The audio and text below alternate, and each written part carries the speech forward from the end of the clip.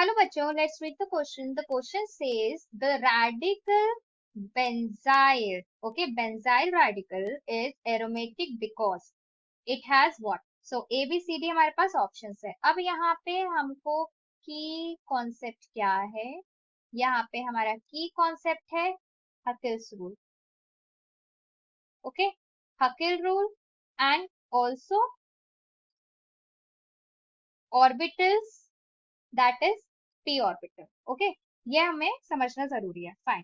तो अब यहाँ पे जैसे कि हम क्या है हमारे पास है benzyl radical. Let us just make ये हो गया यहाँ पे और ये CH2 रेडिकल है.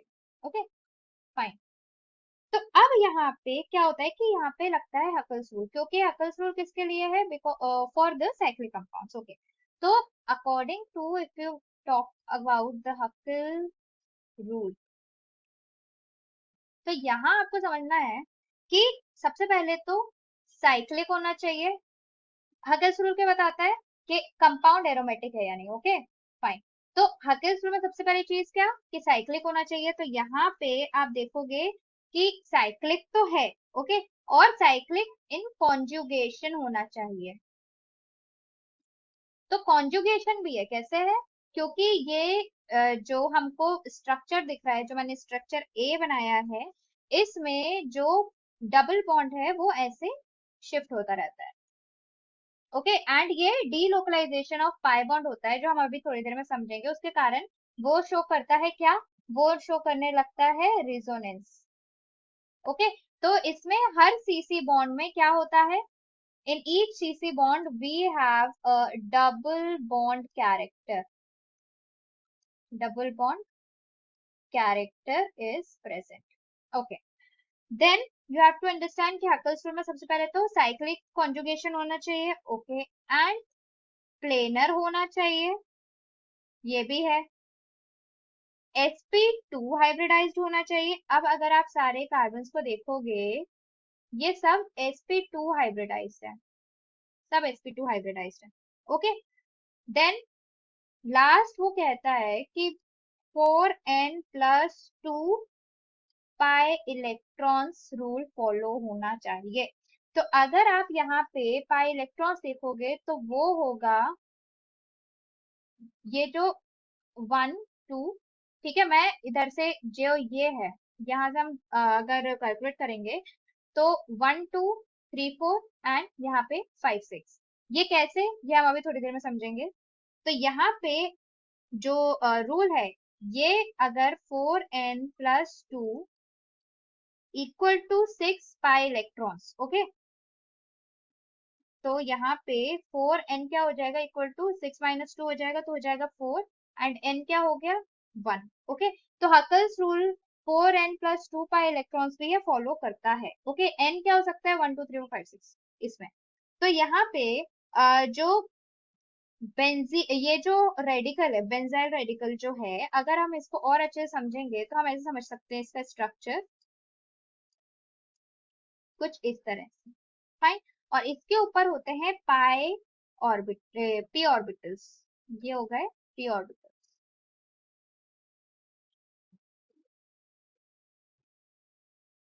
ये हो गए पी ऑर्बिटल्स. ये पी ऑर्बिटल्स के कारण ही क्या बनता है? Double bond. ओके. तो ये है रेडिकल. फाइन. तब क्या होता है कि ये जो पी ऑर्बिटल्स हैं, इसमें रहते हैं 6 अनपेयर्ड इलेक्ट्रॉन्स. ओके. ये सारे ऑर्बिटल्स कौन से हैं जिसको मैंने ऐसे रिप्रेजेंट किया है? ये है पी ऑर्बिटल. ओके.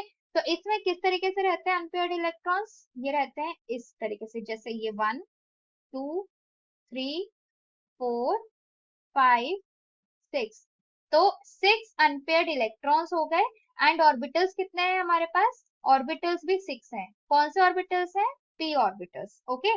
तो ये जो इलेक्ट्रॉन्स हैं ये डीलोकलाइज होते हैं, और इस कारण से जो बॉन्ड बनता है वो रेजोनेंस शो करता है. मतलब बेंजीन जो है वो रेजोनेंस शो करती है. किस तरीके से? इस तरीके से. फाइन. ये इलेक्ट्रॉन्स ऐसे।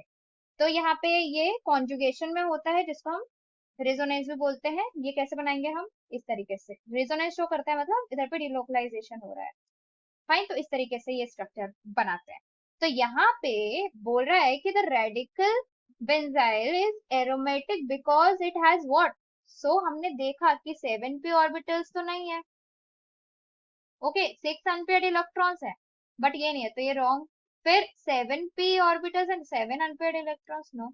6p orbitals and 7 unpaired electrons, ये भी रॉन्ग। फिर ये बोल रहा है कि 6p orbitals and 6 unpaired electrons, तो ये करेक्ट हो जाएगा। तो फाइनली हमारा आंसर क्या होगा, यही होगा। Answer is option D. Okay, so हमने क्या समझा इसमें, हमने यही समझा कि यहाँ पे जो p ऑर्बिटल है वो 6 होते हैं और उसमें होता है एक एक अनपेयर्ड इलेक्ट्रॉन्स।